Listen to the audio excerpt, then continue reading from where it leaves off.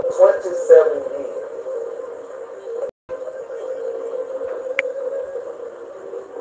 Because Mr. Mandela wasn't just a threat in South Africa. He was a threat around the world. Don't y'all know how the instrument is, you know, and how a person still had that mindset, still had that kind of control. Charlie, you can't tell me that. You got disabilities, don't you? Mesmerizing people. I went to Georgia and everything came cool. My cousins out there was like, Hey, I was a hesitant for Dr. King and folks like that. How did you do it? This is why I'm telling you what happens. And I would have said something. Why my baby in the bed? They would have heard it. my story on this. I'm telling you what I know. But look at You understand? Oh, yeah, they the only ones that could do it, couldn't they? Nobody else did this shit, so they have to get their ass back. I'm telling you what. They got attitude. My kids ain't got who's doing the best though? Who's doing the best? That's right in the front. That's where I did back to.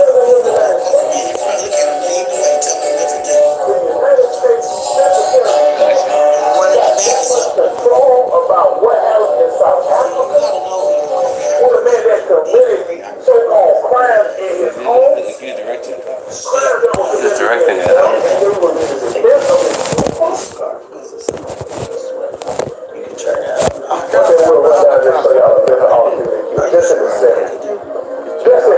All falsified coordinates. All falsified. You beg no bodies. Like no crap. They won't give you a body. Like, I probably like y'all got the body back on Nat King Cole. They give y'all back the body of him too, didn't it? You know why they give you back the body? Because that's all speculation. It's all speculation what happened. That's not listen. Did you know that? Don't you know when you die, when you're in prison, you're in jail, they'll give back the body to the family? What branch you That's got in? state property. They didn't give you the body of Nat Turner because it's their property. See, Right. you never give them free when you're dead with white What's the people. matter? Nancy Grant's father was a Marine too. He was a rough fucker, and he took them people to the war. He took the Marines like. When you don't get free from white people, they keep the body. So, why do you? Because if they keep the body, then you really don't know what happened, other than what I told you. Your man was You all right? crazy as hell. He came back. Oh, You know, he's just telling him, I'm losing. bitch, I'm a Oh, look, fucking all right. Marine. You're not going to Oh, lose. listen. And he said, Well, maybe let me just point out. Y'all know I forgot he about was this. scared. That nigga used to Well, lie I up don't and teach he that was trick. I don't never know how to be kind of smart and don't say. It's a lie. You ain't gonna So I try to give y'all as much information as I know so you won't be guilty quick when you're dealing with these people. Listen, they don't verify me with their information. Shit, man, you created a whole system of lies. I can't know all this shit you done lied about. I need to know enough to know when you're lying. And you know how you know when you're lying? His lip movement or his ass right something. We went to the barbershop and his best lady How do y'all been in court before? And I mean, as you something wrong with that bathroom. and being a prosecutor. They'll go sit on there with them tablet rock. You say, there's so many running shit. You know who showed up they want to run shit now? Lock that bitch in there. Who we learning from? Go up in there, and now the bitch can't get out the door. And then we had to break it down because the lock was With the black boy. What was the name? The prosecutor? Chris Carter and Nancy was on His Shelly came to get her. was on that Nancy Jersey? What was that? He was running the house. Everybody thought he was running the house. His one was important trial in his grandshade. Coming out of He was running the house. You understand? he was all this drama was going on there. Y'all don't remember that? And he was cussing that Mexican out like a What about him getting that note? You don't run that shit. You ask him to run note after he got his business on. father. His father was called. MC your father? Look at this. Charles Patterson. Come Charles on, bro. Come on. Let's finish work. I gotta go to work. What are we doing in there? Y'all know what Marshall Clark? They said Nancy Jersey. I'm like, you don't know. Where did he grow up at? He grew up with us, but he was on He grew up in Palos Verdes? because his father was stationed there. They go out into communities when you retire from the Navy. He went to Compton. And so Ice Cube Daddy went to LA, and Snoop went to Long Beach with his daddy over in Long Beach City. And Ice Cube was LA County. All right. You got a good job after you leave the Navy. You retire, you get a good government job. My my daddy did too.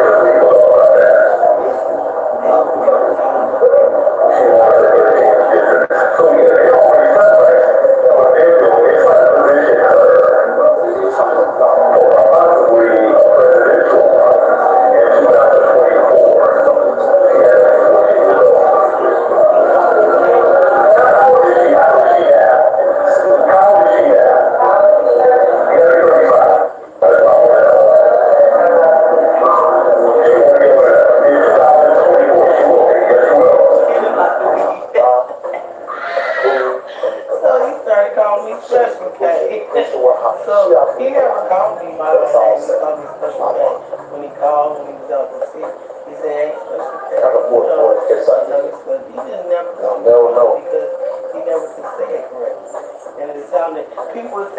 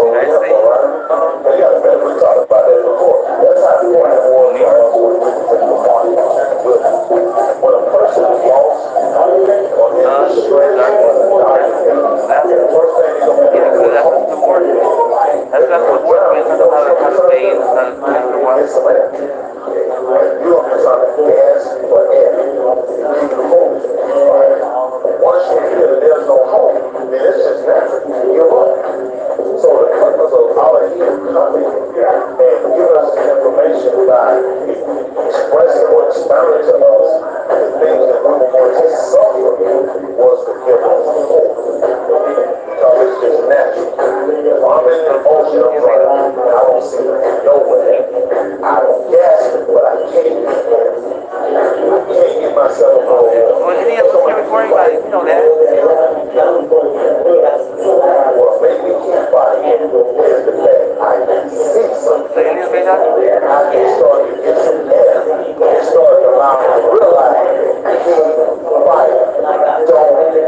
up.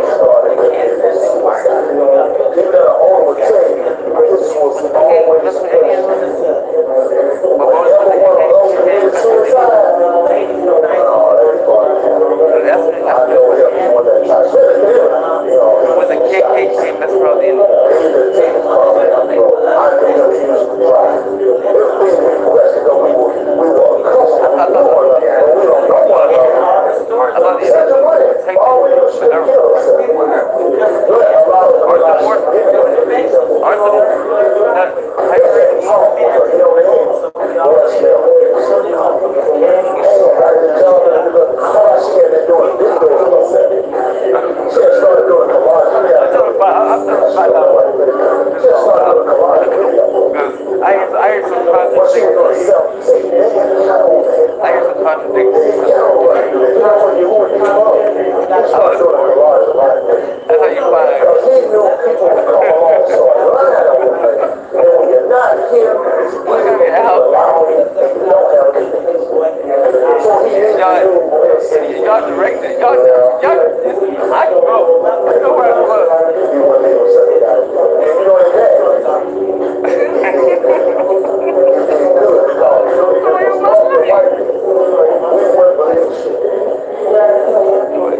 If you don't want to hear me, everything you talked about something you talked about relates to what how I live. And I came after you. My story is similar to yours. Except you were teaching them how to do to us. You were teaching them how to do to us. Right. They should you showed them everything. The way you develop. My mama showed up, don't be sending my they couldn't raise up, fucking work, my mama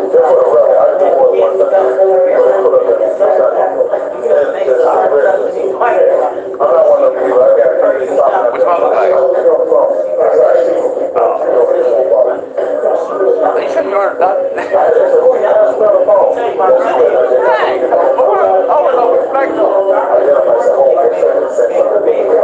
So you think some made you that black?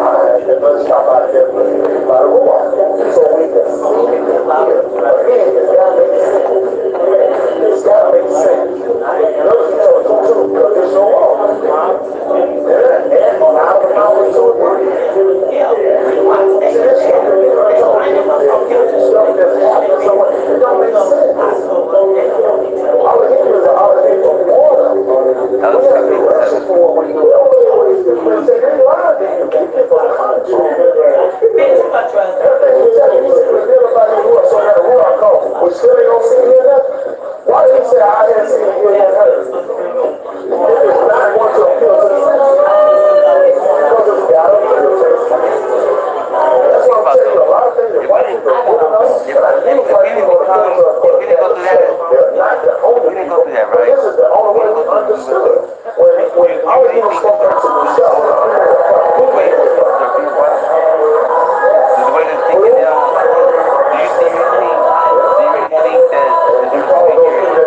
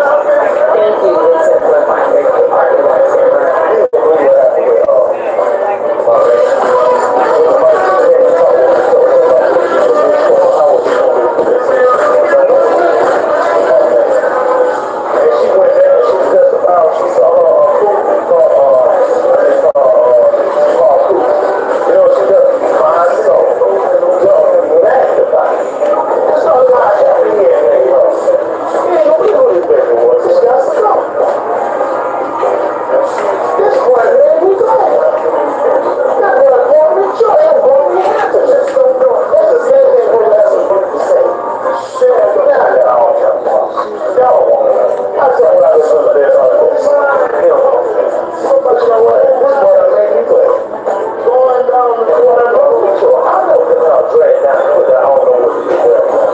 This man has done great things. People telling you the same stuff, people saying he's done great things. You don't show it.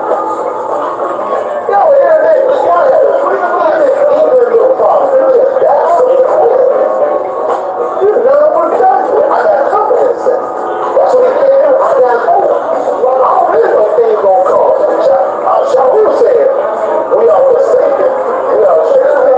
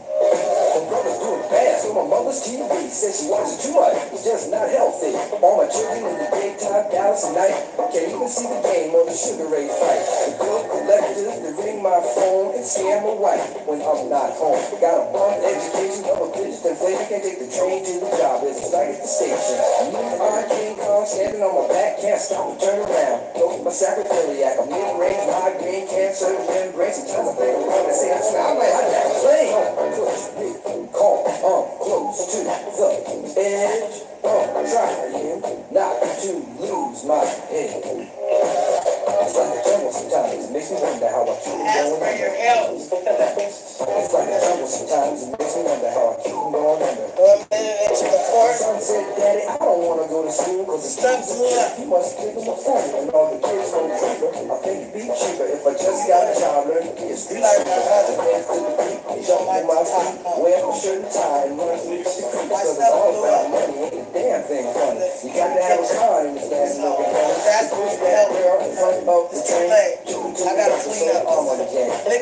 that man right in his heart. Give him the track for a brand new start. I can't walk too far. It was crazy at the bar. Keep my hand on my gun because they got me on the run. I'm feeling like an outlaw. Broke my last jaw. He said, you want some more? Living on the seesaw. Call, to the edge. Trying not to lose my head. So it's like a jungle sometimes. It makes me wonder how I keep going under. It's like a jungle sometimes. It makes me wonder how I keep going under. A child is born with no state of mind, blind to the ways of mankind. God is smiling on you, but he's frowning too, because only God knows what you'll go through. You'll grow in the ghetto, living second rate, and your eyes will sing a song of deep hate. The place that you play and where you stay looks like one great big alleyway. You'll admire all the number book takers, governments and butchers and the big money makers. Got big cars, spending 20s and 10s, and you want to grow up to be just like them. Smugglers, scammers, burglars, gamblers, pickpockets, peddlers, even panhandlers. You say, I'm cool, I'm no fool, but then you wind up dropping out of high school. Now you're unemployed, all night boy, walking around like a pretty boy. Boy, can't stick up, kid, but look what you done did. Got set up for an 8-year bid. Now you're mad when it's took and you're a main tag. Spend the next 2 years as an undercover fan being used and abused. Served like hell to one day you was found hung dead in the cell. People claim to see that your life was lost. You was cold and your body swung back and forth. But now your eyes sing the sad, sad song of how you live so fast and die so young. So don't push me, cause I'm close to the edge. I'm trying not to lose my head. It's like a jungle sometimes. It makes me wonder how I keep from going under. It's like a jungle sometimes. It makes me wonder how I keep from going under. Yo, Mel, you see that girl there? Yo, that's that like cowboy, man. Yo, what's up, buddy? Yo, in this building, Raheem, man. So what's up for the night, yo? Yeah, we can go there and meet, man. It's like June, bro. Hey, yo, you know that girl, Betty? Yeah, man. My mom got calls, man. Yeah, she got her.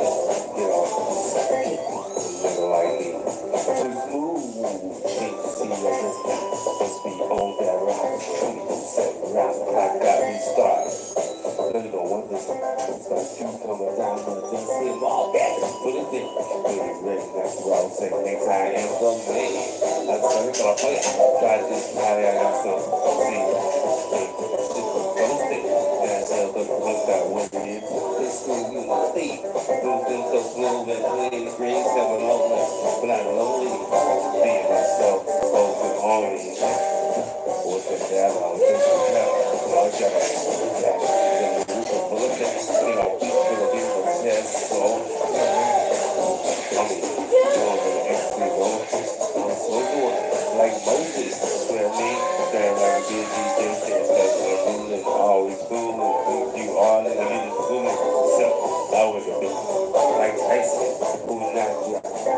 I don't play. This is chicken on the whole stage with plenty of sauce. What's up, tasty man? I'm rapping, lazy, dancing, singing, state. Here's the way. But the girls stay home today. Don't you hear that now? Guilty of it. I got you.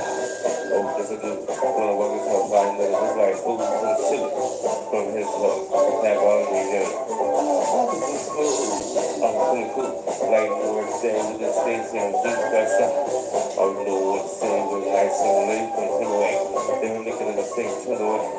That's why I need to stay. Why? Because that's so shake my hand like one in a band. And I'm gonna say, I wanna focus on the sheet that's eyes to get me to the set.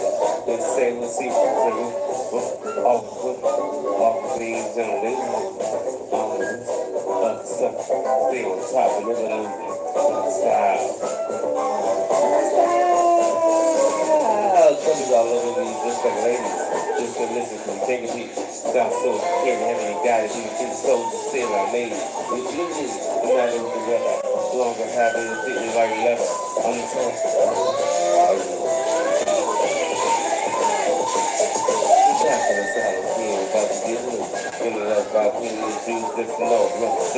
Yeah, that's me, you know. And if you don't, here's my intro. That shit, he goes to play. You never know. When doing this, have a girl that thinks he's beating her up. Now she might be okay, nigga. Yeah, but if fingers tear your pieces, leave forever. That's what it is. When around, when we're living, when I'm good. That's in my mind, I'm with me all the time. When I want to use it, feel like something. Feel to the skies, they ask guys why. Still have to feel for nature, feel fly. When they're gonna help me out. Something you don't have, go ahead and say it. I know you wanna ask how it was done. They start thinking, cause on the side, they was looking like me. Y'all is on the side, so it ain't like king in a castle or a large scope. It's like smooth this with the half. So proud, it's gonna nap. But to see this, just convince. And I'm blessed to stick with that place. It's most bullet. Hot like pop, of course, this door forever. This clever, these companies. The place are rocking those part scenes. Now check it out. What's what they call it? Born in ecstasy and over. And so it's one, like Moses. 12 me, sound like a D.B.J. Cause I'm ruling, always fooling. Big through all the news fooling. So, I would have been like Tyson, who would not do. But just that way, I don't play. Here's the chicken with on the whole thing, with this sauce. Cause I'm thinking when I'm rapping, lazy dancing, singing, and say, clear the way. Let the girls stay home today. Don't want to hear that loud forever. This is up, keep the others. Still good, but this way. Gotta smooth what things for a billion ladies. Cause it's done. Burn, I'm getting like really. Please say the same. Just sing. This is everything just there to stress. Just wake up. Feel like some juicy wine. Yeah. Pull it off, really leave the shoes. That's some shit again, like an out who's that them. But God, sweet hoes big. You call this, you call me that. Get a ring with me, lay on your back. Walk away that I might live, but you can step with. Get off this. Nigga like me. Too smooth, can't see it, get nothing. Must be on that rock. We can step around the clock, got me started. No, you don't want folks like you coming by myself, saying all that. What do you think? When you ready, got the wrong set, next guy, I'm some man. I took it off for you. Got this Cali, I got some for you. See, 1 7 days, love it, go see it. Now, so I put the first out what it is. It's cool with a living. Move in, so moving, pretty green, some of them. Not lonely. Me and myself, I'm still on me. What's that? Okay.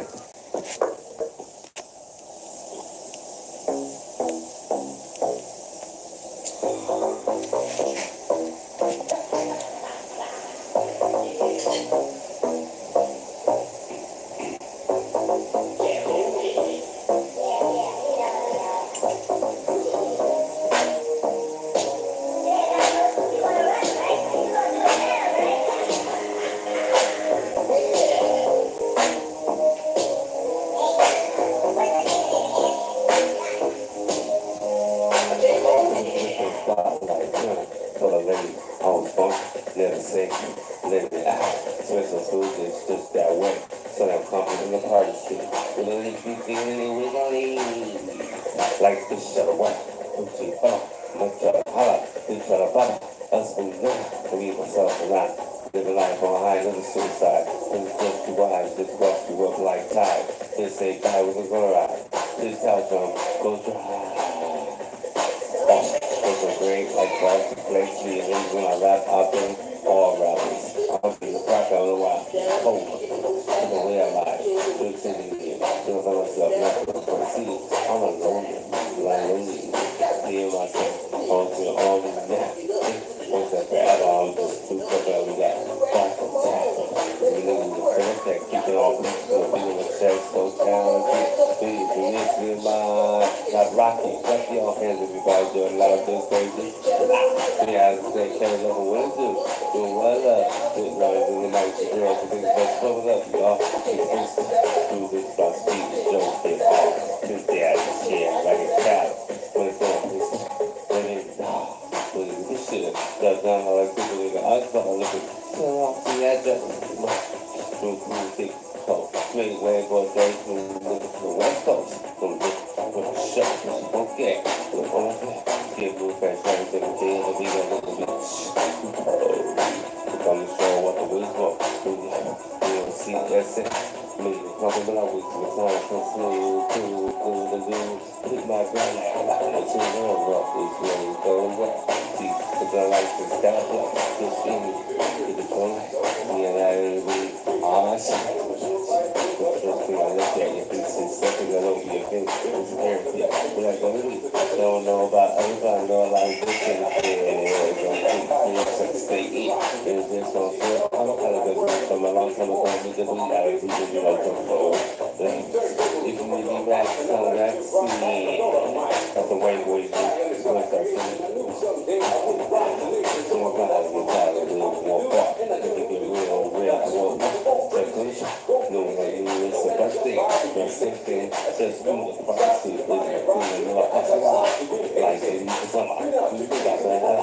It's going around. There's them all. Yeah, let's say I'm going to push the room. But to make a move, you just put it down now too. Let me take it out and see. Walked over. Walked over and take the side. That's how you go, baby. You're going to find some food. Take it way back. And walk back.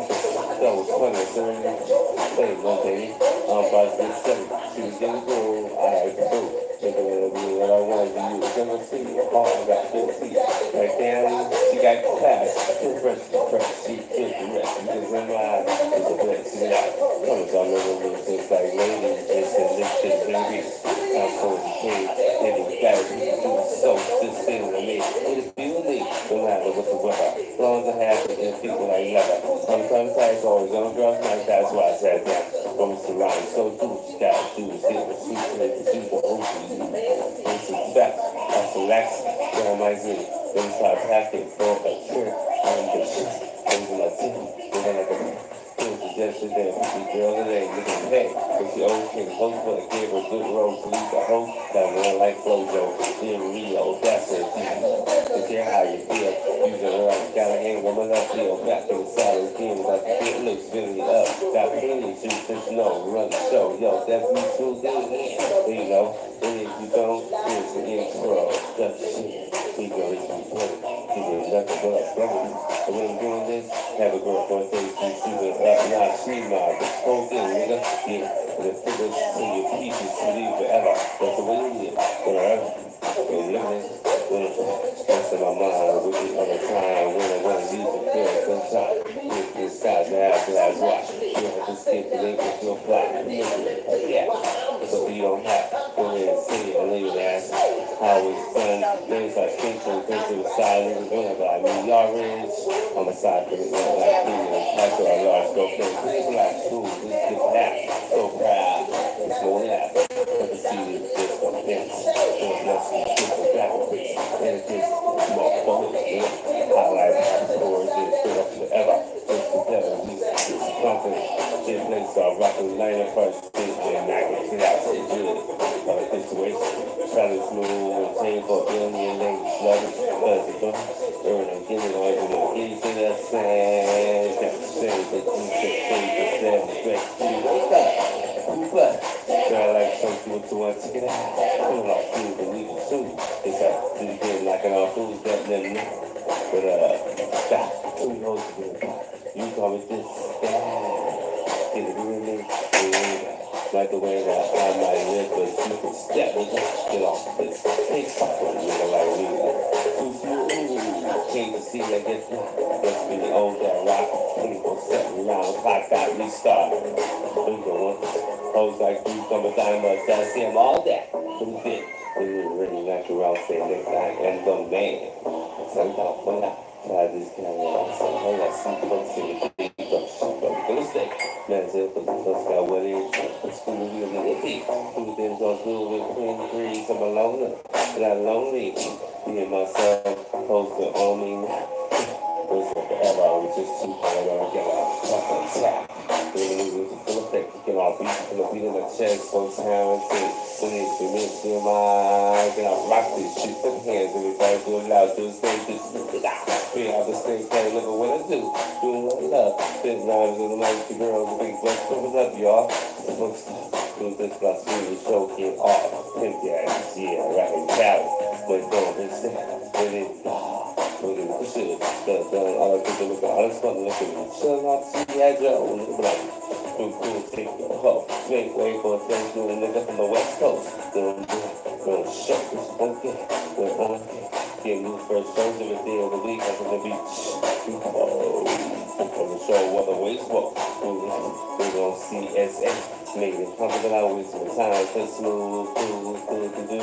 Pick my brand, I got to a 2-minute rope. It's where we go to work. See something I like, I just it's in me. Take a joint. And I do shit, but shit, the first thing I look at your face is second, I don't be offended, it's your heritage. You have done it, don't know about others, but I know a lot of this is dead, so I can experience expand in. And just gonna say, I'm gonna tell you, I'm not gonna go with the booty, that's it, and they can go to that ladies. Okay.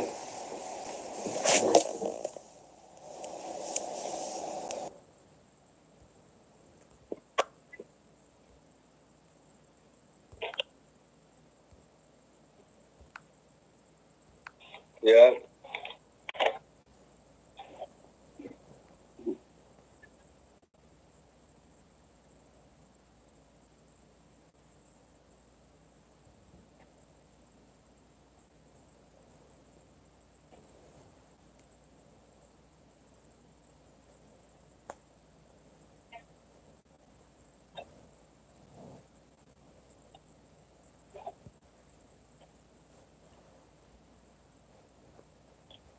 Wow.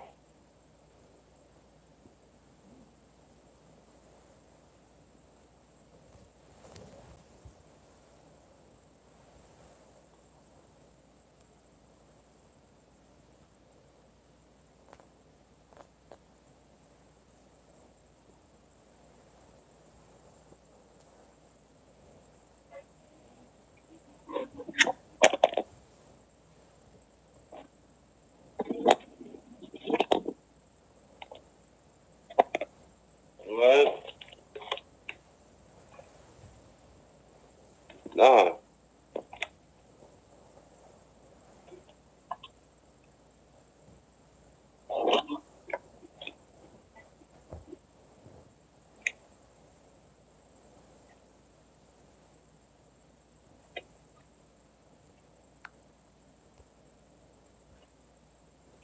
Wow.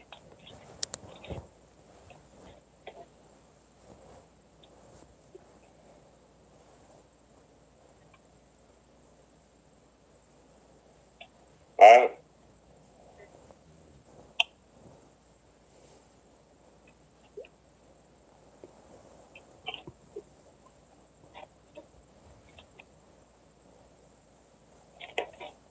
Right.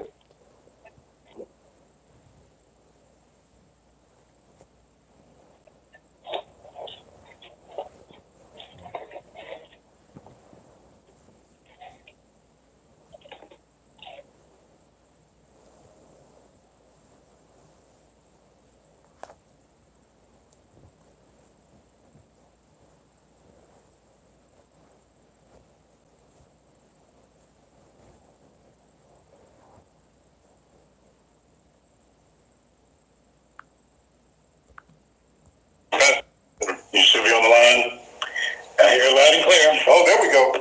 There we go. All right, let me get everybody straight here. Professor Black Truth, how are you, brother?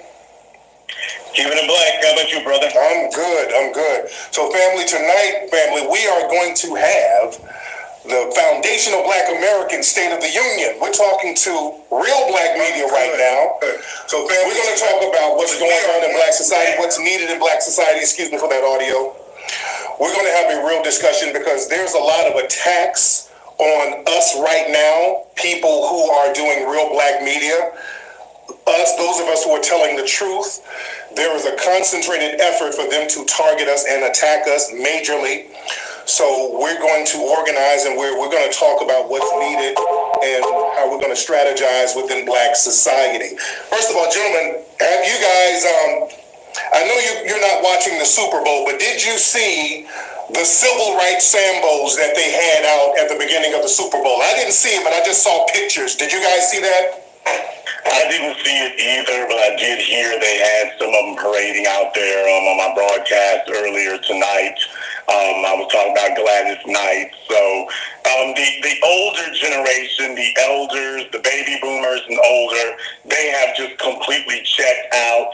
At this point, they got no fight left in them. They have been completely assimilated and incorporated into the establishment and the machine. And let's just say it plainly, these old Negroes are just looking for a peaceful death at this point. They don't want no trouble. They don't want no fight.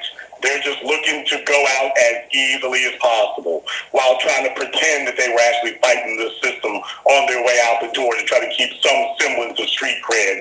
But it's just going to be a very slow, ugly decline at this point. And that's all. Absolutely. I saw Andrew Jackson out there.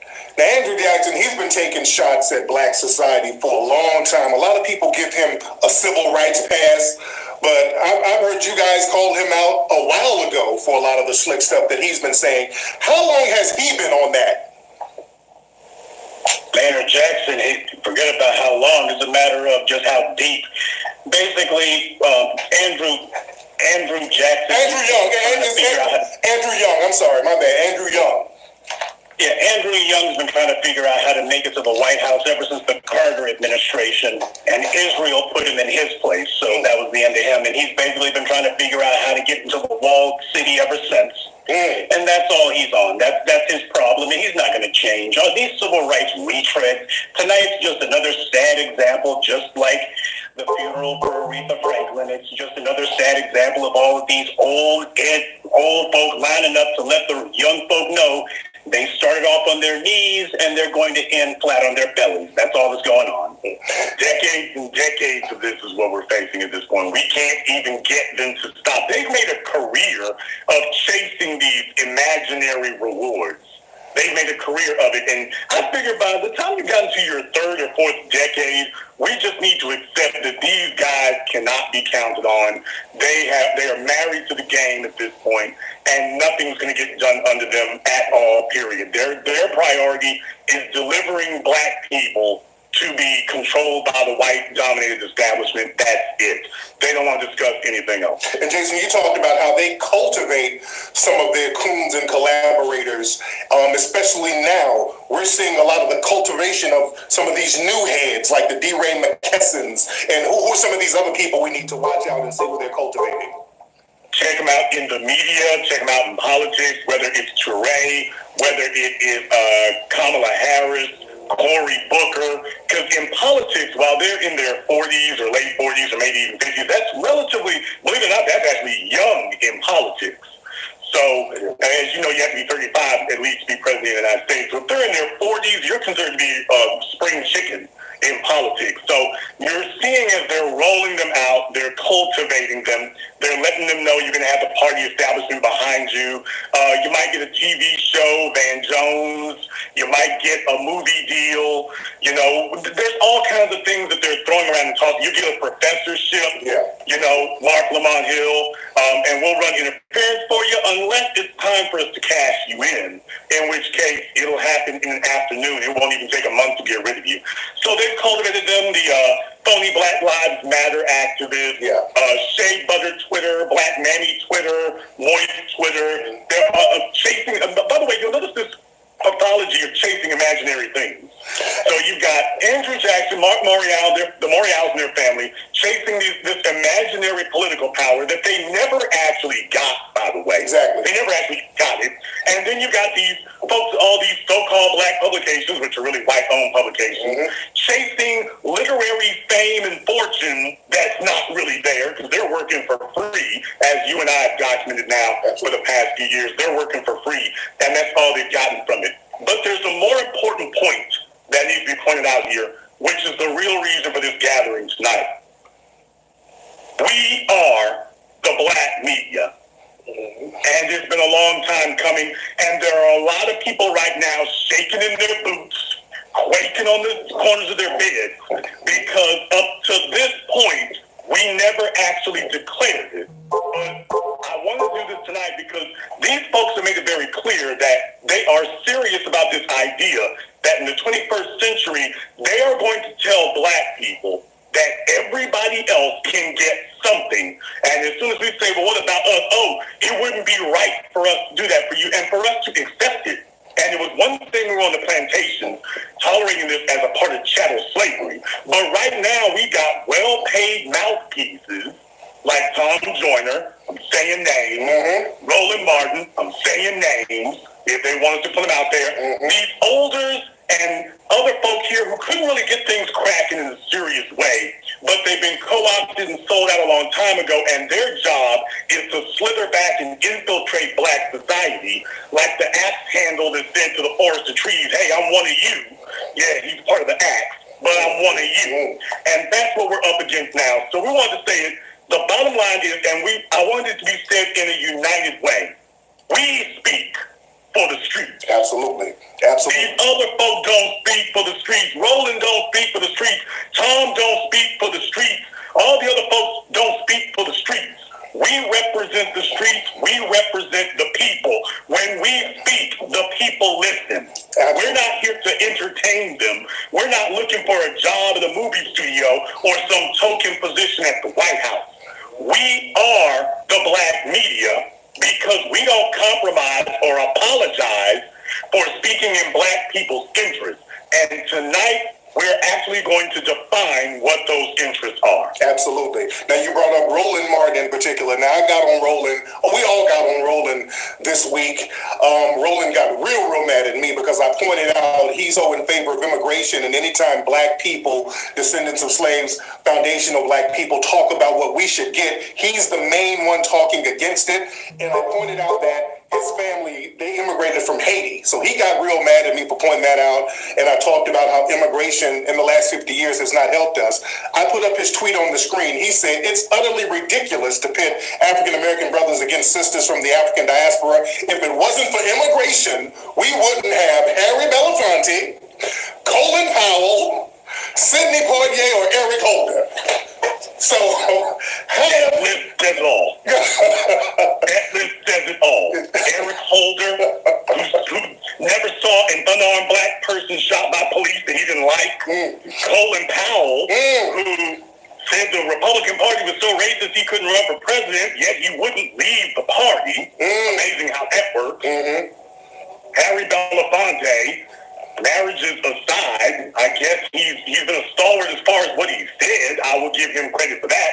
But I guess this is supposed to be 1 out of 4 ain't bad. I guess that's supposed to be the math that we're utilizing here. Let's be very clear about something. By the way, very interesting. So you mean that Roland was responding to a message from Tariq that he doesn't listen to, exactly. By the way? Exactly. That supposedly he don't listen to, by the way. He has no choice but to listen to it because he spends all of his day sucking up the wind behind us now. And now the only thing we're doing tonight is just coming out and saying, by the way, this is what the circumstances really are. You speak to the surrogates and the puppets, and we speak to the people. That's the difference. So if we're talking about what's in black people's interest, there's not going to be any real argument about it. But these people are propped up and set up for the purposes of sowing dissension, of sowing confusion, and of telling us that we need to sit by and watch these things happen. Understand something, and you know this very well, Tariq. Roland just discovered the phrase black agenda this year. Oh yeah. Now we see him with dashikis and kufis, dressed like the Black Panther. It's like T'Challa to chocolate cake. I mean, I don't know what he's trying to do. He's trying to, he doesn't listen to us, but he does everything and says everything that we say. You guys called out, what's his name, Bakari? What's Bakari's? No, you guys called him out, and you guys were so on the money with him. I didn't realize he was as big as a fraud as he was. He's fraudulent as hell, and then he turns around and uses the same talking points. He's trying to blacken it up a little bit. What's the deal with people like Bakari Sellers? They are still waiting for a position somewhere. Yeah. There are so many Negroes, and you know this, there are not enough token positions to fill for all of this butt dancing Negroes who want one. That made up imaginary phony-ass slot that Omarosa was given at the White House, minority outreach, correspondent, whatever. Yeah. Brother, don't you know that all these Negroes are lined up to see which one of them can get that slot? All of them. Bakari, the rest of them. This is how Washington treats black people. That you can't even get real power in Washington. You go from having a token position at the state level to jockeying for a token position at the national level. And after that, by the way, I couldn't help but notice that Roland is promoting some lecture group of speakers. You can go pay people to speak, and I couldn't help but notice that him and Monique Presley is one of the people that he's promoting. So this is what's going on, brother. They're all trying to figure out how to get a check. They're all trying to figure out how to get a check, and apparently, since we are not going to give them a check, they're like, hey, I'm going to the highest business. Exactly. Joy Reid, you guys have called out a lot of Joy Reid stuff for a long time. And Joy Reid, a lot of people were pointing out something that she did. She had some people on her show, and they were talking down on American descendants of slaves, trying to make it seem like us talking about black issues specific for us.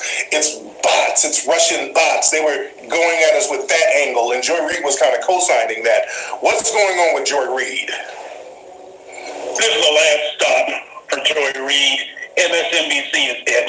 They put her on notice with that whole gay tweet thing. It's a matter of we dug into your past, Joy, and if you step wrong, you're going to wind up just like Roly-Poly Martin in that little welfare line or whatever it was. So you got a bunch of Negroes who don't want to have to find a new line of work because there's nothing for them to do. I mean, what's Melissa Harris, Lacewell, Round the World in 80 Days Perry doing these days? Don't know. So, yeah, Joy Reid's going to prop up the freaking immigrants because she knows what her job is. She is supposed to be the pet Negro who defines the acceptable boundaries of discourse for black folks. And that's the reason why we have to be so aggressive. And that's the reason why we got to be on it. We got to go hard body in the paint because our job, as I've been saying for 12 years now, our job is to take control of the social discourse in the black community. And that's what we have successfully done. And that little lineup that Roly-Poly had, that wasn't some panel. That was an SOS. That was an SOS to the white media. You need us. These Negroes out of control. You need us. That's all that was. And before it's all over, Joy Reid's about one stupid mistake away from joining Roly-Poly on his channel that nobody watches. So now with the Kamala Harris thing, you guys have brought so many receipts on Kamala Harris. If you guys are everybody listening, you need to go subscribe to these brothers' pages. If you want to see receipts on Kamala Harris, Professor Black Truth, I know he's been hitting her for a long time, way before a lot of other people. But they have so many receipts on her record, who she is, what she's really about, and people are just now learning this. Now that her whole campaign is pretty much fizzling out, do you guys think that they're going to put that same type of energy in Cory Booker? No. Okay. And the reason why is because what you're watching is really Lord of the Flies, to be totally honest. They don't know which token Negro to go with. So they're trying to cover both bases. We got some light-skinned Negroes who will not be visually offensive to the greater society at large. They absolutely refuse to acknowledge or identify themselves as black. They talk in vague, sweeping generalities that show there's no threat to the system. So they're not going to really put a whole lot behind Cory because Kamala is the proven entity in that Kamala has physically put black people in prison. And she's the one they would prefer. Absolutely. She's the one who has actually swung the sword and beheaded black people. She is the person, like in the case of Kevin Cooper, has demonstrated that she is willing to inflict injustice on on black people with a smile on her face. Absolutely. So if you got to choose between Kamala, I prefer to call her Kamala, the Californian giant, and Cory Booker, if I were a white supremacist had to choose between the two of them, it's going to be Kamala all day. Because she's actually proven that she will take us. She's actually proven that she can sleep at night, even after betraying her people.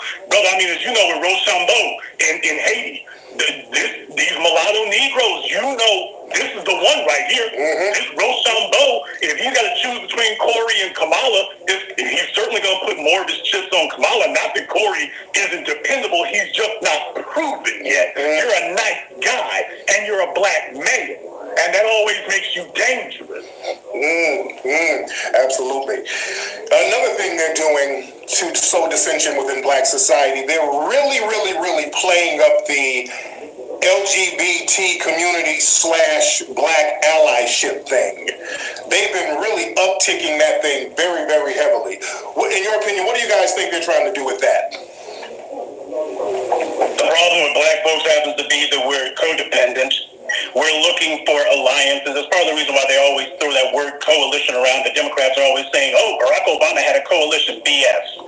All Barack Obama had was for a moment, he appealed to young black people under the age of 40. Because the baby boomer blacks were not the ones who got him in the White House. It was the under 40s who got him in. And unfortunately, though, we're still looking for friends, either for sexual access or just to get a pat on the head to make up for our own damaged psyches. And that's where the LGBT comes in. I mean, you had, Marlon Wayans. They got him apologizing for jokes that he made. So it's a matter of they're using the gays as a cudgel to bash us over the head with. And too many of us are not fighting back because, as far as we're concerned, if maybe the gays, they're fellow minorities. So that's what's happening. It's more political confusion. But fortunately, there are voices out here who are saying, you know what? It's time for black people to become politically selfish. We got a right to, we have a moral imperative to. We're an unobligated people. So when they try to bring up the Black-Brown Alliance, we ain't interested. When they try to bring up, well, what about the LGBTs? We're not the ones who are keeping them from going to whatever bathroom they want. We don't have the power to. So miss me with that nonsense. Whatever you're selling, we ain't buying. That's the message now. Absolutely. There's a bigger question here, though. About the old black media and their apparatchiks and operatives, I've got a question for everybody. How many battles have they won? Before I'm going to give any respect to any of them, I first and foremost got to look at you and ask, how many battles have you won? How many city councils have you helped to overturn? How many white supremacists have you helped to get into prison? Everybody on this phone right now has done that. Show me where these other folk have.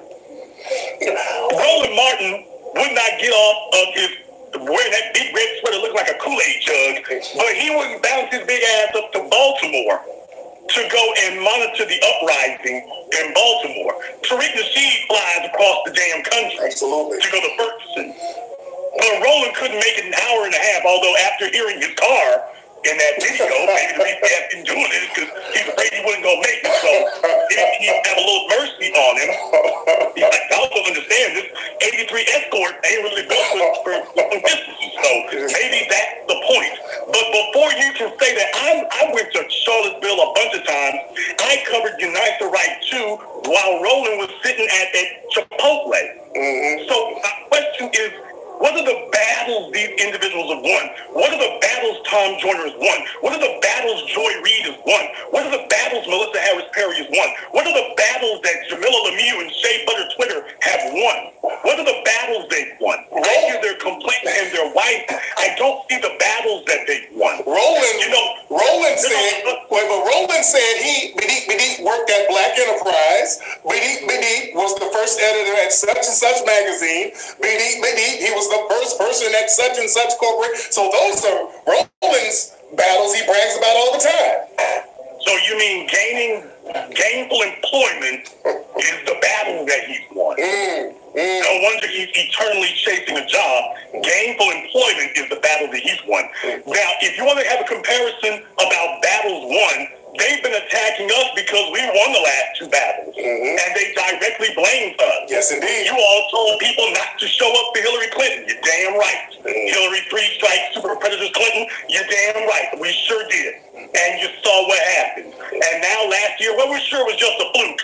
We said, don't show up again. Now they had to call us out by name. Though, you want to know what battles one looks like? That's what winning a battle looks like. And that's why you're coming after us. So, like I say, before they can sit up here and ask us to look to them for leadership, first you got to show me some battles you've won against the white supremacist powers. So far, gainful employment and chasing coalitions that don't exist, that's really the only thing you got. That's not a strategy. I wouldn't even call it a tactic. That's just a character flaw. Yeah, and these guys, man, what's interesting, they pick and choose when they're going to try to act like they're grassroots.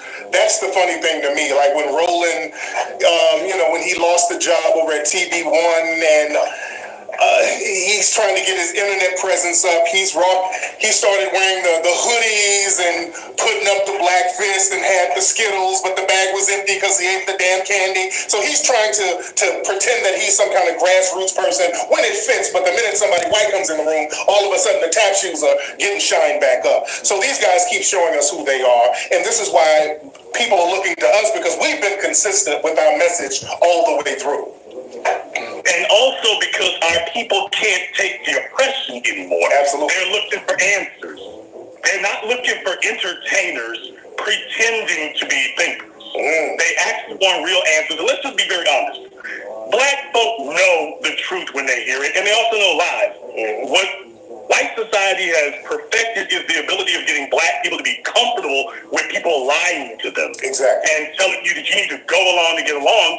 And the problem that we have faced, as I pointed out on last night's broadcast, is that unlike these other groups of people, we've got folk inside black society who will go around to other black people and attempt to proselytize that our oppressed condition is where we need to be, and we just need to wait for the times to get better. And we need to accept settling for whatever crumbs are flicked off the table.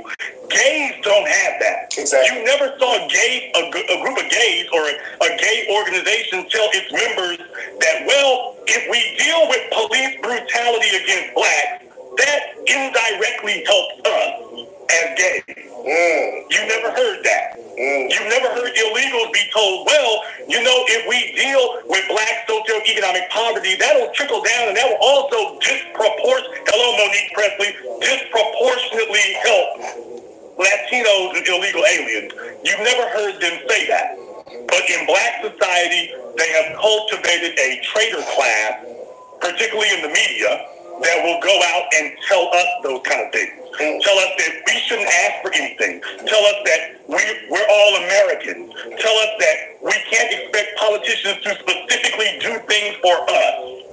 And that is the height of treason to say that. So all of these people who are scrambling because they've been mobilized by their white masters, absolutely, in the Democrats and Republicans and the media, they've been mobilized. It's all hands on deck. It's full-blown panic, because if black people start actually standing by our demands, at this point, we will no longer ask for power, as Dr. John Henry Clark told us. We will take it, exactly, which is what we're doing now. We're not asking for it. We are taking it. Professor Black, do you want to add to that, brother? We need to become much more politically aggressive. As a case study, I know this is going to ruffle some feathers, but I got to say it. When the United States went into Iraq, one of the big problems that they had was a guy named Muqtada al-Sadr. And it was amazing to the U.S. that this guy was setting off car bombs, snipering Marines. He was killing folk left, right, and center. He was killing American forces, and they couldn't understand why, because Saddam Hussein had killed Muqtada al-Sadr's father. And the reason he was raising all that hell was he wanted a seat at the table. He saw the U.S. setting up a puppet regime. As far as he was concerned, I'm not going to be left out in the cold, so I'm just going to raise pure hell until I get a seat at the table. It was done on his terms. They had to come to terms with the man. Now, I'm not saying that black folks ought to be setting off Trump bombs and ought to be sniping people. What I am saying is it's time for us to do a total reset. And the way we do a total reset is, first of all, we got to make sure we got some bargaining chips. We have got to give them something that we can take away. And the main thing we can take away is black people. You can have a situation where fully 1 out of 7 Americans do not recognize the legitimacy of the elections, which means we don't recognize the legitimacy of the political leaders. That's a political crisis that the country's in. That's the reason why they can afford to give you the right to vote, because what you're doing is you are giving them assurance that I am still invested in your system. It ain't done a damn thing for me. And you announced that, but I'm still going to keep on trying. When you say, you know what, I'm going to stay politically aware, but we're withdrawing from this. We're going to start pursuing other options. That's dangerous. Absolutely. Go ahead, brother. The last time that people decided they were going to withdraw from the process, America had a civil war. And the time before that, when people withdrew from the process, you had the American Revolution. So make no mistake, when you got 1 out of 7 Americans who are saying, we're looking for solutions outside of the ballot box, well, that usually doesn't have a very happy ending. You know, also beyond that, remember, these are the same Negroes that they want to bring up the civil rights leaders. They were talking about civil disobedience by us saying that we are not going to vote until a candidate agrees to the black agenda. That's civil disobedience. All of a sudden, when we start promoting our own brand of civil disobedience, we're told, no, you can't do that. Isn't that interesting? Yeah, we start talking and heavily criticizing the Republicans and the Democrats, and all of a sudden, the Democrats are attacking us harder than the Republicans ever attacked us. So that just shows they're two sides of the same coin. But they also want to see if we're going to break. Exactly. What they're checking to see now, what they've done with us, particularly the three of us in the last few weeks, is they're checking to, at this point, they tried quarantine, where they ignore you. Yeah. That clearly hasn't worked in the last 2 election cycles. It backfired horrendously. So they sent the word out, quarantine won't work. We're going to have to directly inoculate and engage them, which is what they're doing now. Here comes the problem. The problem is we ain't a bunch of puppet niggas. We're not a bunch of people trying to figure out what the problem is. And we're telling you what needs to be done, and what they're trying to do is shame us into not asking for it. Because that's what they've always done, is say that you're wrong for even wanting anything. Exactly. They're trying to shame us to say you need to come vote, you need to come work, you need to come keep us in power, but you don't have to work, you don't have to ask for, you don't have the right to ask or expect anything while everybody else gets something. This is just slavery all over again. Exactly. There's this one woman, Alexandria Ocasio-Cortez. They've been really promoting her very heavily. She won some kind of seat out there in New York, as you guys know. On Martin Luther King's birthday, she was at some church with Ta-Nehisi Coates, I think that's how you pronounce that guy's name, and they started talking about reparations, and I want to play what she said. Reparations for slavery, but really, economically speaking, reparations are for the damage done by the New Deal and redlining, because that is where we saw a compounding of the existing inequity from the legacy of slavery, where we drew red lines around black communities and we said white communities will get home loans and they'll get access to the basic bedrock of wealth in America. And this is the thing that this will be your heirloom. And we gave white America an heirloom that appreciated over time, that people still benefit from today, and we did not give that to African American, Mexican communities, Puerto Rican communities. And all right, now, did you guys catch that? She's flat at the end there, she's gonna slide in everybody else. We're talking about slavery, which only affected black people, and then say that the remedy needs to be spread around to everybody else. So we are the aggrieved party, we are the affected party, and yet she's going to use that as a vehicle to help people who were not affected. And not only were they not affected, when we talk about slavery, several of the groups she named were the ones who were complicit in doing it. Absolutely. And it's always the same old grandfather clause. Everybody's trying to grandfather clause themselves into whatever black people are supposed to have. Affirmative action. Well, we're going to grandfather clause white women in. How? White women raised all these white men. They've been benefiting. They're the wives and the daughters and the mothers of all these racist white men. Well, they didn't have the right to vote. Well, whose fault was that? And then when it comes down to talk about reparations, immigration. Cortez is like, I'm all in favor of it so long as the Mexicans are in there. She named 3 groups: African American, Mexicans, and Puerto Ricans. Gee, out of the 3 groups, 2 of them are Hispanic. So what does that tell you about her thought process? If black people are going to get something, well, Hispanics should get most of it. This is your black-brown alliance, folks. This is your black-brown alliance. Absolutely. And I try to tell people about immigration. How has immigration in the last 50 years helped black Americans at all? How has it helped us? It's helped reduce us to a below slave labor class. And it's helped us do that. It's helped us into the poorhouse permanently. It's helped us into that. Dr. Claude Anderson said it decades ago, and he was right. They brought in all of these non-black immigrants, legally or otherwise, for the purposes of supplanting us as the country's labor. That you were never going to truly integrate us. You certainly didn't want to because you take a threat with us. Even if we as black people don't see it this way, you've got to understand and see yourself through white society's eyes. White society is terrified of the idea of empowering black people. Empowering Asians does not frighten them. Empowering Mexicans and Arabs does not frighten them. Empowering black people frightens them for one fundamental reason, and it's not genetic annihilation. It is because they are deathly afraid that if we are empowered, then it's going to be payback time. As far as they are concerned, in the back of their minds, black people want power so we can take vengeance.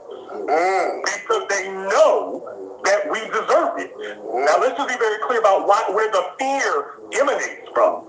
The fear emanates from the idea that you know that we have been dealt with unjustly and still are. And if anybody is deserving of retribution, it's us. So the idea of empowering us terrifies them. It terrifies them to their core.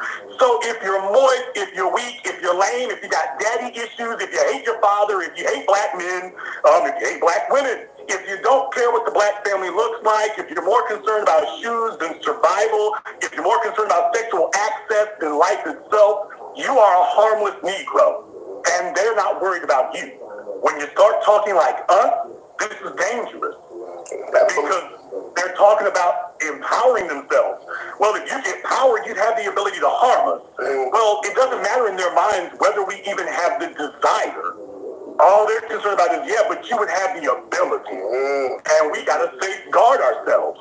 So they brought in these other groups, as you know, where they come from. They have white supremacist cultures and tendencies already. Remember, Spanish is an European culture, not an African one. So when you hear somebody speaking Spanish, that's part of a European culture, not an African one. And even though many of us here speak English, the problem that they have with that is we're not assimilating. We're trying to go back to our African roots, whereas these other people who come from European cultures, they're already at their destination. And Cortez, she's already there.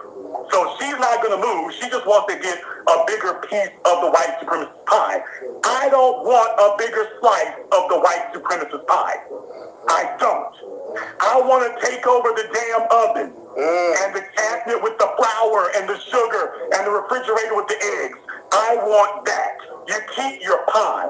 I want to have the means to make my own. Professor Black Truth, I've heard you speak about that fake black-brown coalition. When did that black-brown coalition thing get started, Professor Black Truth? Well, tragically, it didn't start in the United States. I say tragically because if it had started in the United States, perhaps we might have had something of a chance to head it off. But the Black-Brown Alliance basically got its origin with these coolies. We're starting in almost exclusively at Hispaniola. You basically had all of these Europeans who had got some black folks and telling them, your problem, the reason we're discriminating against you isn't because of your color, it happens to be because of your class. Well, it happens to be because of social factors, and that mixed people's heads up. And next thing you know, you got some of these people who started coming to the United States. Many of them were responsible. Arthur Schomburg, one of our grandest master teachers. Even Dr. Ben, his mother was Puerto Rican herself.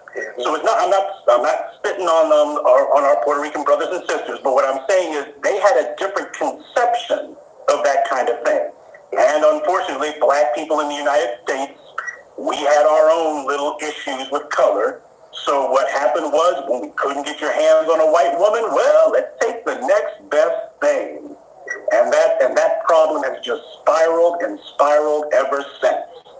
Confusion from outside the United States and desperation for some sort of pat on the head inside the United States, which is culminating in, let's have a coalition. Well, as Dr. Clark said, you can't have an alliance unless you got the means to punish those who break the alliance. And black folks got to have some political maturity. There ain't a damn thing that's going on in somebody's bed that's supposed to mean more than your power. It's as simple as that. That is a different way for black folks to think, but it's the right way to think. It's the way that a person who wants to survive thinks. It's a person who's concerned about things that have no meaning to us right now, like legacy. Things like some sort of future for your children, integrity. Looking at the person beside you and saying, I'm fine with this man because he comes from common roots as me, as opposed to, well, maybe the grass is greener over there with those other people. There is no future for black people who've decided that they're going to invest in a black-brown alliance. Ocasio-Cortez, she's a freaking millennial. And listen to how she talks. She talks just like that Representative Gutierrez from New York or whatever. She talks just like all of these other Hispanics in the past, who every time you bring up anything regarding black people, it's all about, well, don't forget about Cesar Chavez. Or don't forget about this, that, and the other person. They always got to find a way to shoehorn themselves into any discussion involving us. We need to wake up to the con, folks. Your black-brown alliance was a mirage. It was a delusion. It was a fever dream. And it's time for you to wake up. Well, the other thing is, when they get together in their groups, they don't interject us. They don't say, hey, what about Tariq Nasheed when they get together in Latino groups? They don't say that. But in the modern era, this obsession with the black-brown coalition is born of weakness. Black people, in a desperate attempt to force politics to achieve our goals without an economy. Now, the only way you win in politics, ostensibly, is with numbers. So, since you're only 13% of the population, the numbers don't work for you. But if you can somehow convince other groups to vote with you, then you can make politics work. And we've been trying to make politics work without the underlying economics. That's what led us in the modern era to this obsession with the black-brown coalition. The desperate idea that we can forge a political dynasty without first building the economic foundation. Absolutely. And we're trying to do it. We're trying to sex our way to a coalition. We're trying to badger our way to a coalition. We're trying to culture vulture our way to a coalition, and it doesn't work that way. We're here with Professor Black Truth and the Black Authority, for those who are just tuning in, talking about issues that affect foundational Black Americans. Brothers, one thing, as we talk about the issues that affect Native Black Americans, I notice there's a lot of talk about a rift between Black Americans and Black people from the diaspora, Black people from the Caribbean. What do you think about the relationship and the criticism on both sides that some of the Black immigrants have and us? There was a video that's circulating of a Black woman on a bus, on a train, having an argument with an African woman, and a lot of African immigrants are circulating this around, talking about how they've been mistreated by Black Americans, and we're pointing the finger at them. What do you think about the, I would say, Pan-Africanism that we've been trying to cultivate? White supremacy successfully sown the seeds of dysfunction. They've been doing it for hundreds of years. It's how the Belgians were able to drive division between the Hutus and the Tutsi. But the problem is we've also got some homegrown problems of our own. All the tribalism, where you got the different tribes, different ethnic groups trying to magnify themselves against one another. Right. So this kind of dysfunction is obviously going to happen when you got brothers from Africa around brothers from the United States. What's going to happen is you're going to be having the same old tribalism, or some of that store-bought white supremacist dysfunction that they sowed among us.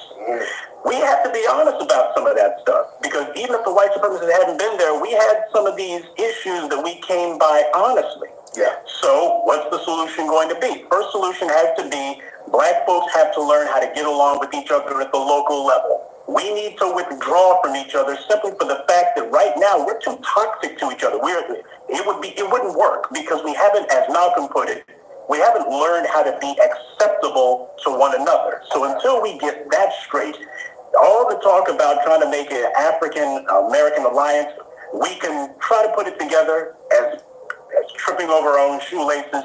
I guess we kind of have to, but we need to understand that the rancor that's going on between Africans from Africa and Africans here in the United States, that is, in fact, part white supremacy, but part of the fact that we didn't deal with our issues. That's how we would lay ourselves open for the Europeans to come in and just take stuff. Because when it came time for my brother and I to unite against a stranger, we didn't do it. And we need to be honest about that. We didn't do it. That's what you had with the freaking Moors, who apparently thought that religion with the Arabs was more important than the bonds of color, kin, and genes. Absolutely. So that dysfunction is the reason why it's going on.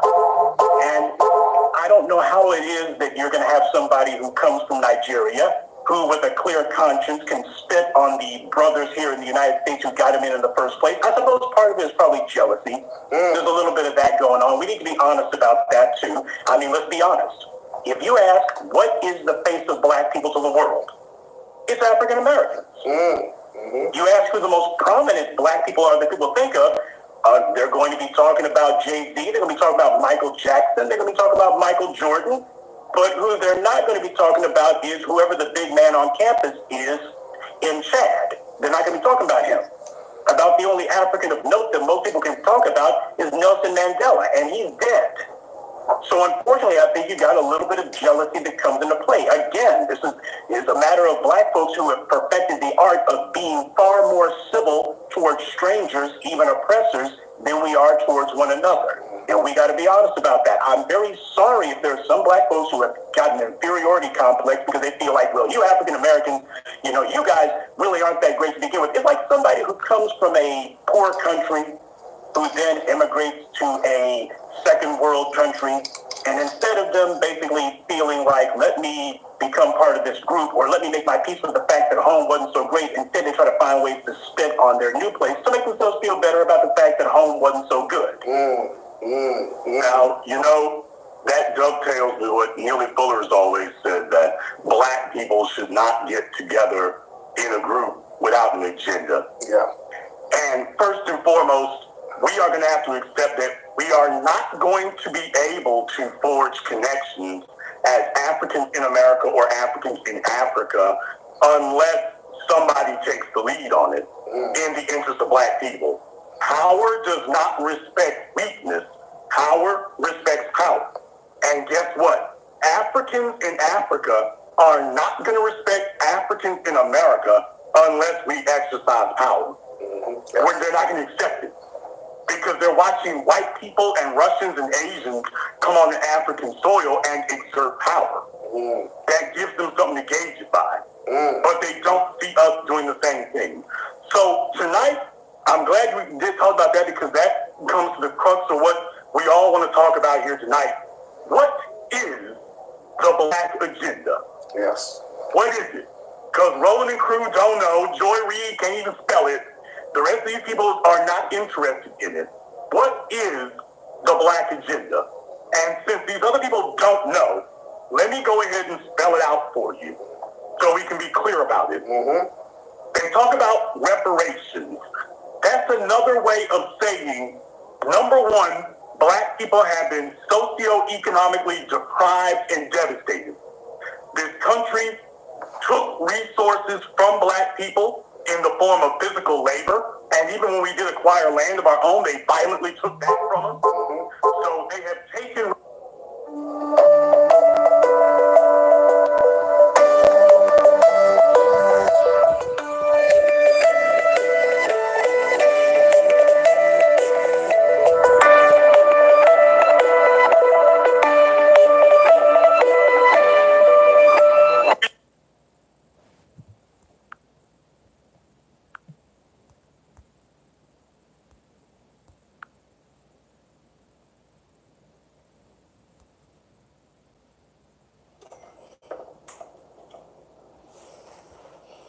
So you understand the whole dynamic of what's going on.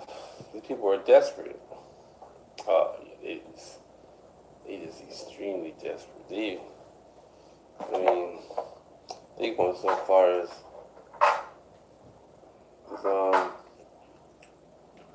after the young boy got killed last week on Thanksgiving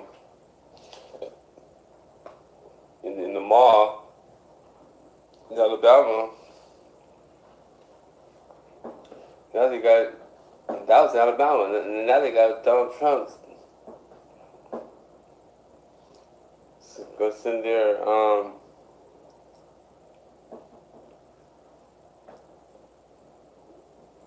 advertising or campaigning for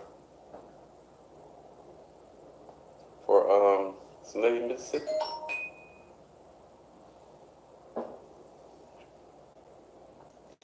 You know? And she had said something about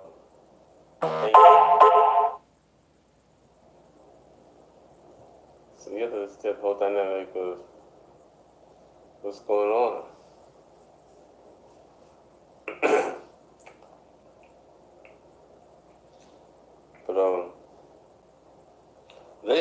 But they're just doing that to get Wilder upset. Because they want him to win here in America. So they're trying everything they can do to get him upset to blame the Caucasus Mountains for it. Right? Well, the Caucasus Mountains are going to do that.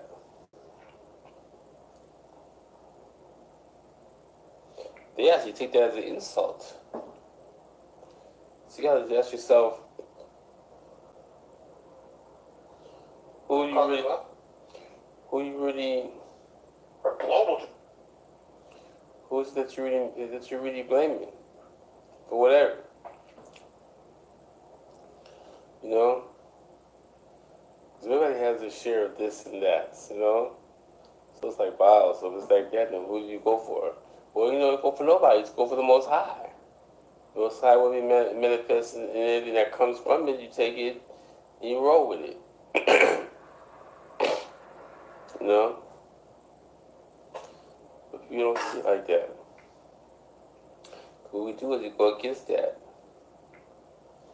To try to put it in a way that's going to benefit you. For whatever reason. Or benefit somebody else, you know, for whatever reason. And then 9 times out of 10, it's never for you, it's for somebody else. Because you're employed to do things. For whatever, you know, and that's sad because that person is the devil. You're doing it for, right? It's like, wow, and you know that, right? Yeah, I know that because you are that, right? I mean, you show it within you.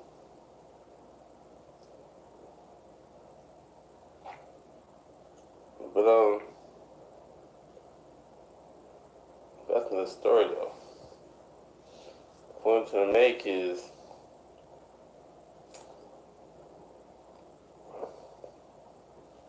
trying to use all these things that's going to cause friction between everything there is in life.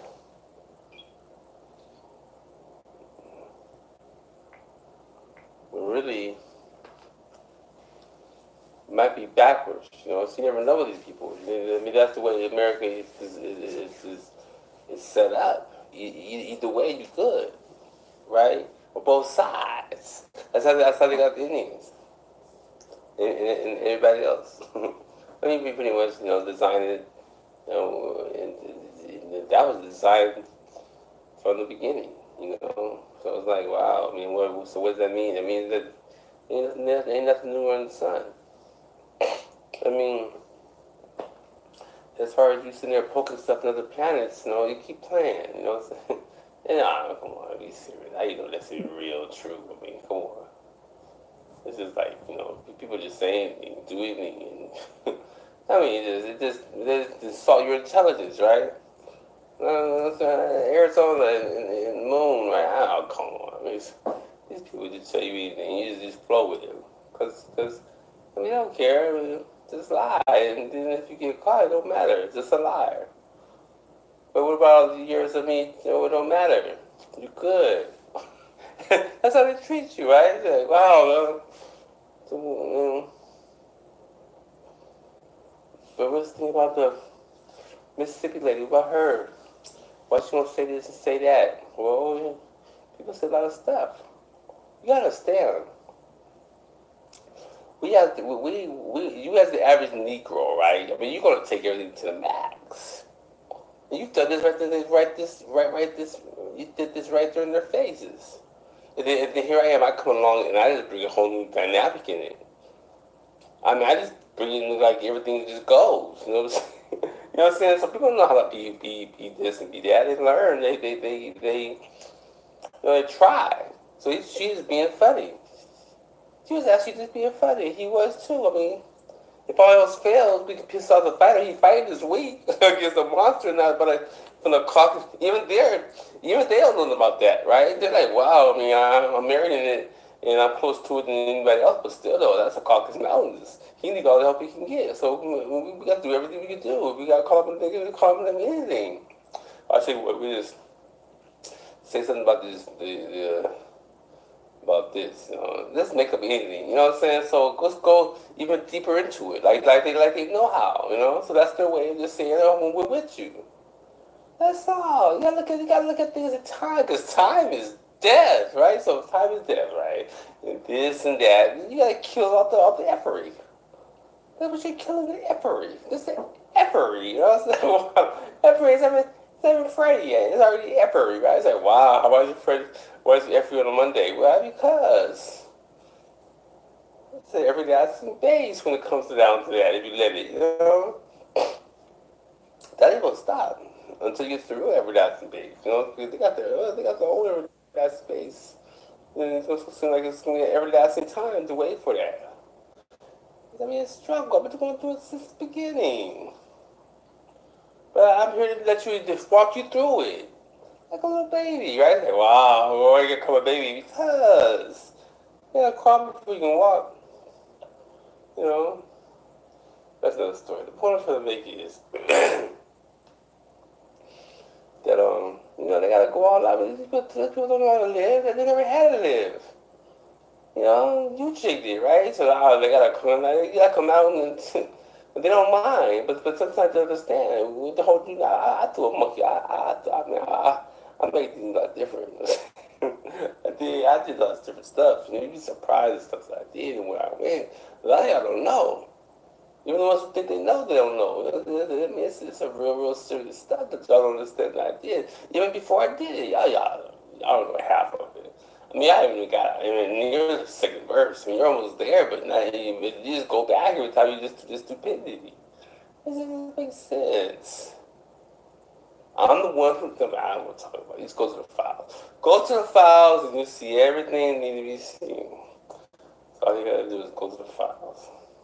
But yeah, but besides that, let's see what happens. Because this Saturday, you just understand all that. What's that? They gotta get these dudes pumped up the best way they can. They gotta use every kind of tactic there is. This is the Caucasus Mountains they fighting. You ain't never seen that like this before. The Caucasus Mountains, dude, he no old dude. This was when I fight Saturday with that little kids fight. That was for me. All this stuff is designed around me. How many times I gotta tell you? I was old when I fought that 22. I was 36 years old when I fought that 22-year-old cage fighting. Back before it got popular. I made it famous. So I thought me, I'll get him money. Still talking about him. All these people, I got these fools lined up. That's why this fight is very important, to solidify everything that needs to be said and did. Make it start really working.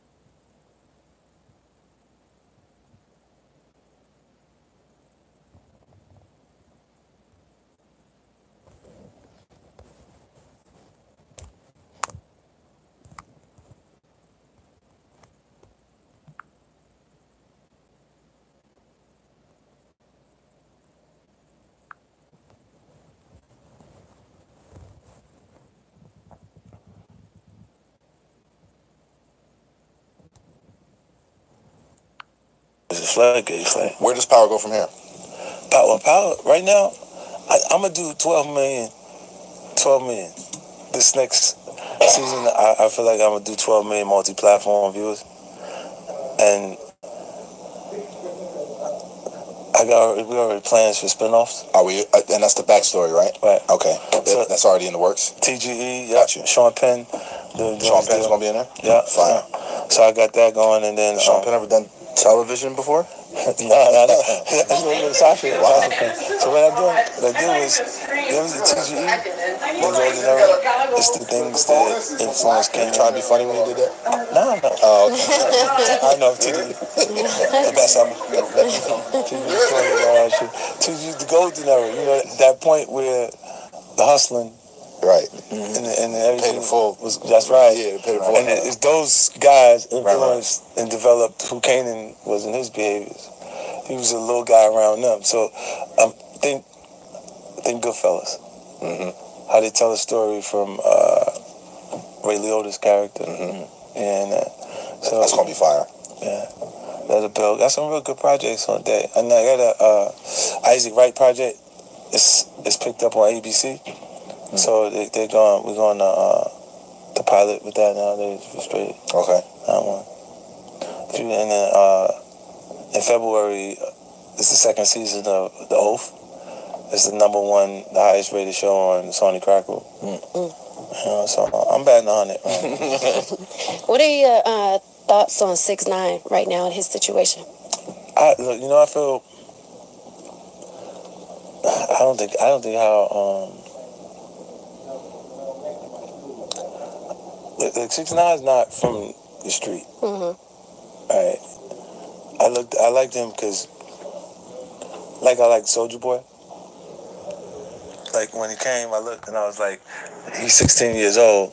He produced the record, made the dance, got his homeboy, and then shot it. I want to see him have a hit. That guy that does it. Like, 'cause I couldn't do that at 16. Mm-hmm. So I thought he had something I was like, yo, he's special. Mm-hmm. You know what I'm saying? They do all that. And then with 6ix9ine, his imaging was stronger than the music. Mm-hmm. Because middle America, the people that actually purchasing hip-hop music, they can dye their hair blonde and then dye their hair those colors. Mm-hmm. You see what I'm saying? And then they see them in the element that they've been... Hip-hop allows you to be on a safari and get close enough to the animals without being in danger.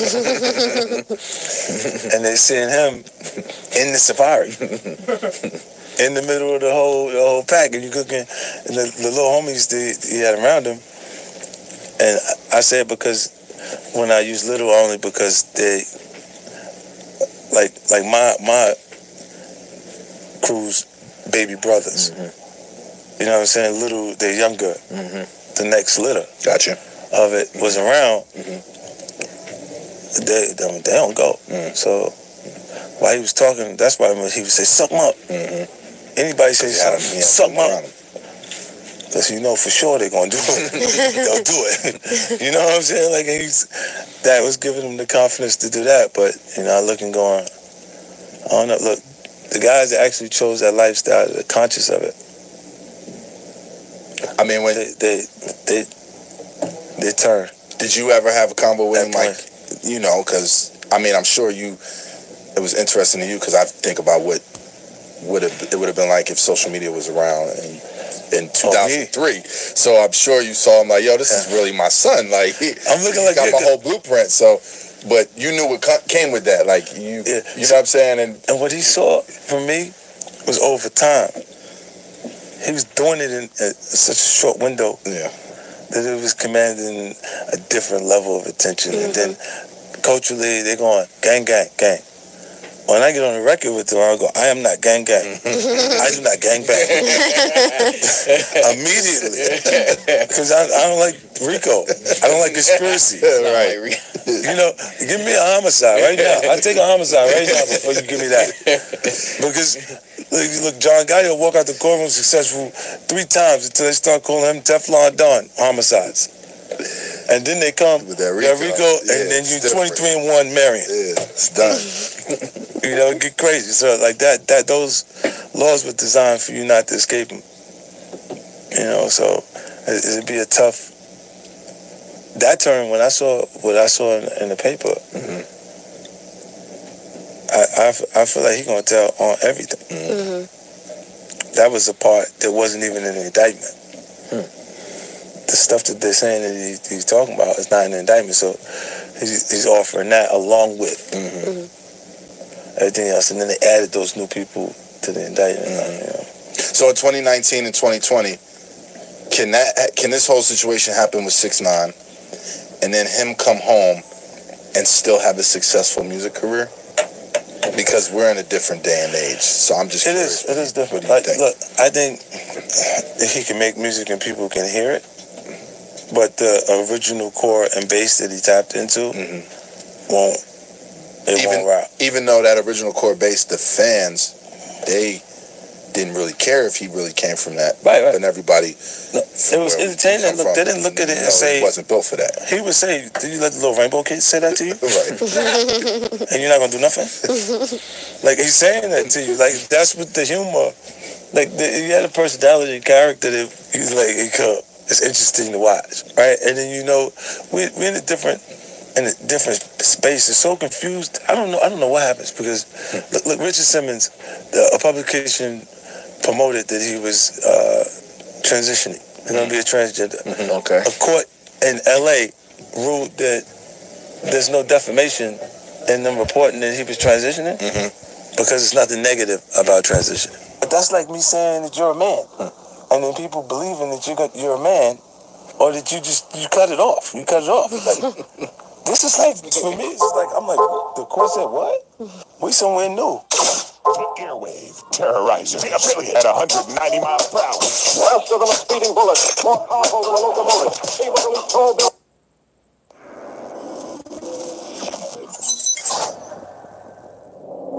This kind of brings me to my next question with the Tekashi 6ix9ine situation and the whole Treyway situation. Do you know any of these guys? No. I know some of them that was around them.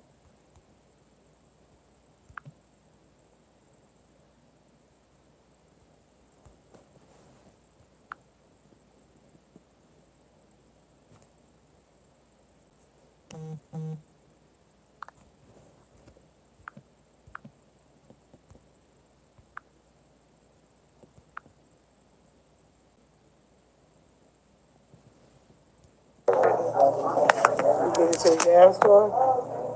Is that it? Oh yeah, this would be the West Coast version.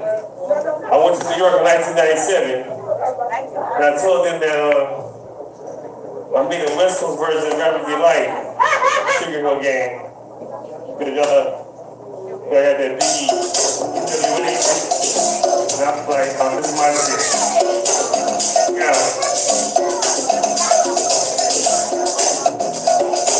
All you ladies who should be more dancing, come on up to the camera. Yeah. There you go. Just move the wind chain, little things, right? There's a door, you turn on, get me on the thing, in case you can say, yeah, shame for the system, pages that you wake up. But you're like, you were too much guy. Coming on, you need to choose. Just did it again. Wrap it out, boots, and nothing. I got too many other things. Call me this, call me that. Get it, and then you get might be way that I'm like, but you get stepped, don't you get on. Like, just be on that rock, 24/7. Sometimes, you don't work. Like, you come and die, but never get all that. But it's it. You're really not, I was saying, thanks, I love that. I was in California, tried this carrier, got some for you. See, folks every day, I'm a shit by the go saying that it's real. I've got one thing, school, where you need to be. School gets so smooth, you're the same degree. See, I'm lonely, but I lonely, feel myself, don't feel all me. Oh, what the hell, I'm just too clever. We're all together, pop the chat. Cause I'm in the building, kicking all the pieces, I'm being myself, so talented. So it's your mind, and I run this shit, every hands, everybody.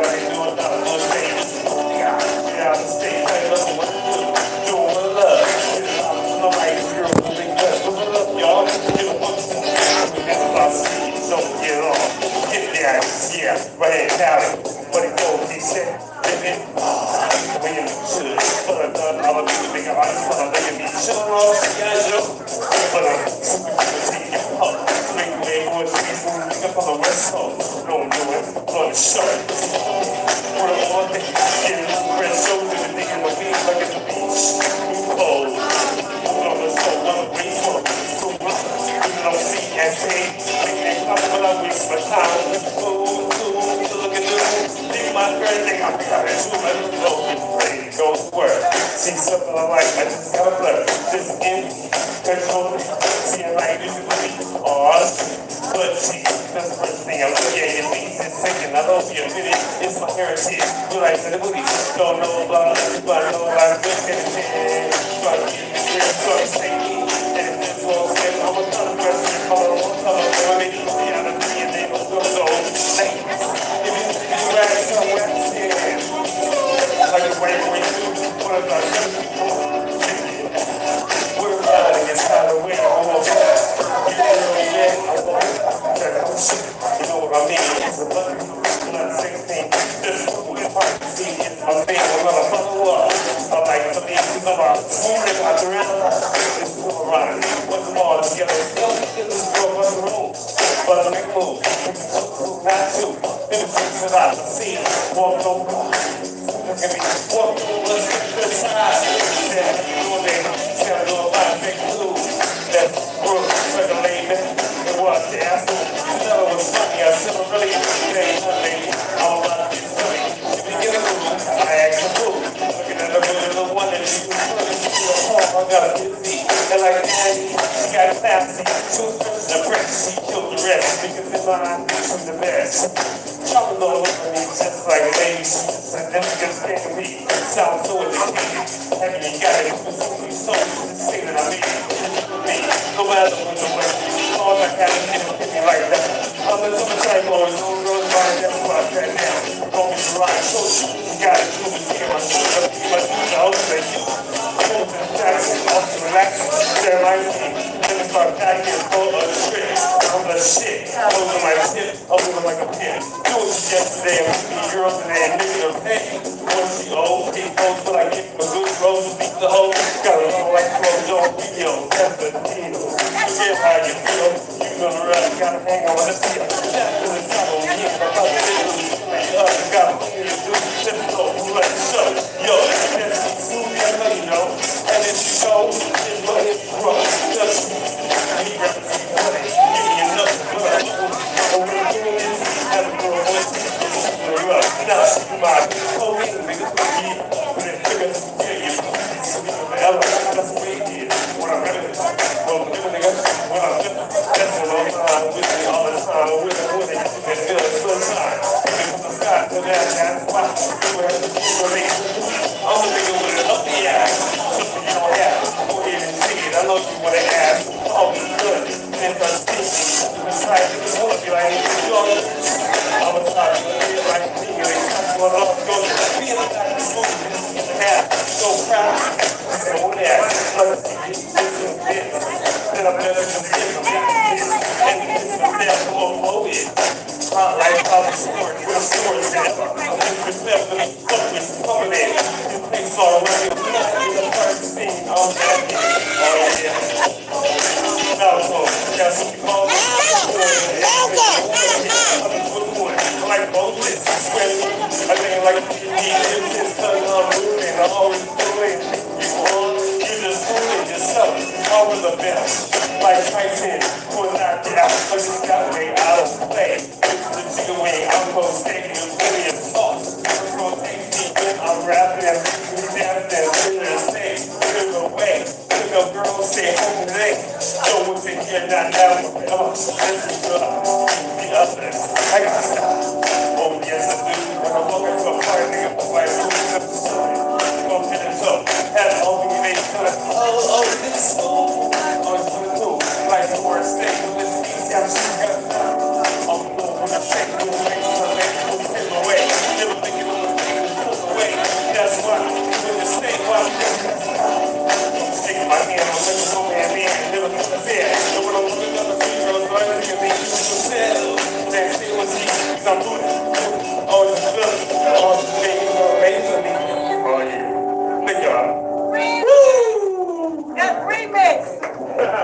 That's right. That's the West Coast version. That's that butterfly. Thank you. Yo, that was Malcolm.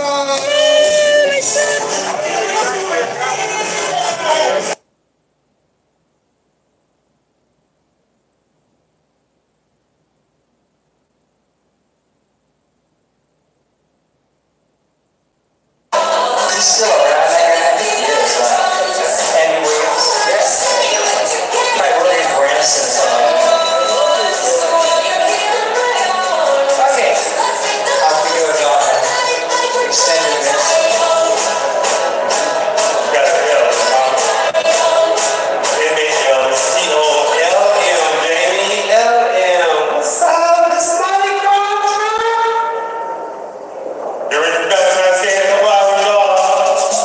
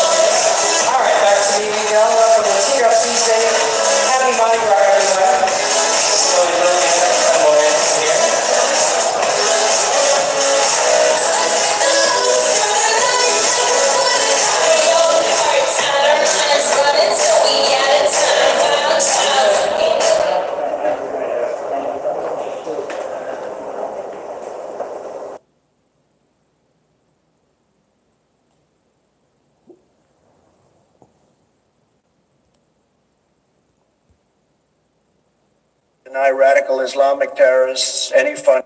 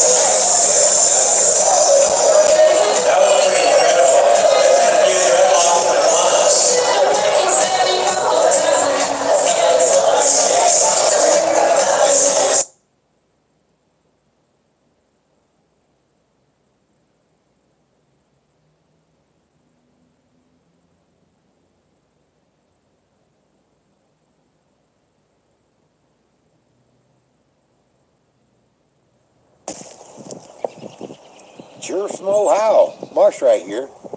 This is going to be a series on how you can remove the stump the easy way and the fun way. Regretfully, it's not the quick way, but it can be fun and entertaining.